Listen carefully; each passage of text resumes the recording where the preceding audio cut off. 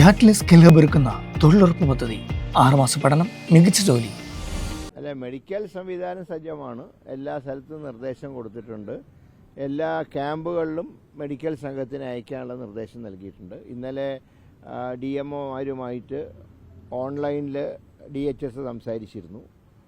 മരുന്നുകൾ, ആവശ്യത്തിനുള്ള മരുന്നുകളും സ്റ്റോക്ക് ചെയ്ത് വെച്ചിട്ടുണ്ട്.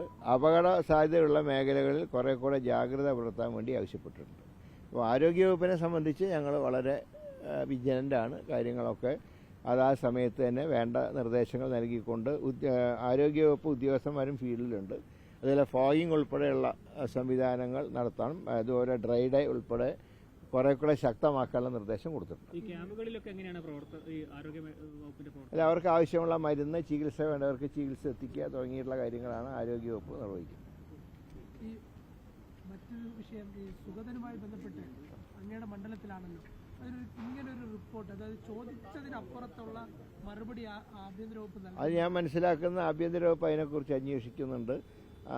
മന്ത്രി അറിയാതെ റിപ്പോർട്ട് കൊടുത്തതിനെക്കുറിച്ച് മന്ത്രി തന്നെ അന്വേഷണത്തിന് ഉത്തരവിട്ടിട്ടുണ്ടെന്നാണ് ഞാൻ മനസ്സിലാക്കുന്നത്.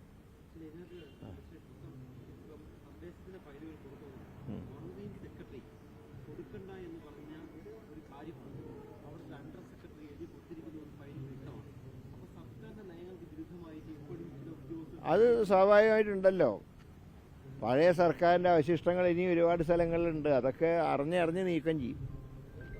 സിസ്റ്റത്തിനോട് സഹകരിക്കുന്നവരെ പൂർണ്ണമായി സംരക്ഷിക്കും.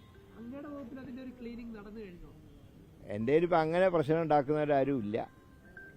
ഉള്ള 1-2 പേരെ ഒന്ന് കസാല മാറ്റി ഇരുത്തിയിട്ട് ബാക്കി ഒരു കുഴപ്പമില്ല. അല്ല, ഇന്നലെ ആ സ്ഥലം പരിശോധിക്കാൻ വേണ്ടി DMEയും ആരോഗ്യവകുപ്പ് പ്രിൻസിപ്പൽ സെക്രട്ടറിയും സ്ഥലം വിസിറ്റ് ചെയ്തിരുന്നു. അതായത് പ്രപ്പോസലുള്ള സ്ഥലങ്ങളൊക്കെ അവർ വിസിറ്റ് ചെയ്യുന്നുണ്ട്. അതിൻ്റെ ഭാഗമായിട്ടാണ് ഇന്നലെ വൈക്കത്ത് വിസിറ്റ് ചെയ്തത്. അങ്ങനെ പ്രഥമ പരിഗണന ഇല്ല. സർക്കാർ ഈ സ്ഥലങ്ങൾ മാർക്ക് ചെയ്ത് കേന്ദ്രത്തിന് കൊടുക്കും. അവരാണ് ഇക്കാര്യത്തിൽ സൈറ്റ് തീരുമാനിക്കേണ്ടത്.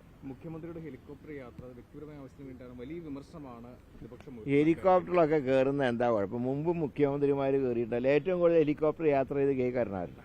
പിന്നെന്താ കുഴപ്പം? പക്ഷേ കഴിഞ്ഞ സർക്കാരിന് വിമർശിച്ച കാര്യമാണ്. ഇല്ല,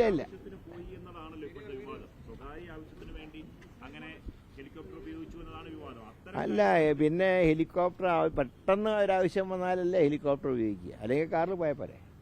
കാറും ട്രെയിനും എത്താൻ വൈകുന്നിടത്താണ് ഹെലികോപ്റ്റർ ഉപയോഗിക്കുക. അത് സാധാരണ പതിവാണ്. കഴിഞ്ഞ സർക്കാരിന്റെ കാലത്ത് പിണറായി വിജയൻ ഹെലികോപ്റ്ററിൽ കയറിയ ഞങ്ങൾ ആരും പരാതി പറഞ്ഞിട്ടില്ല.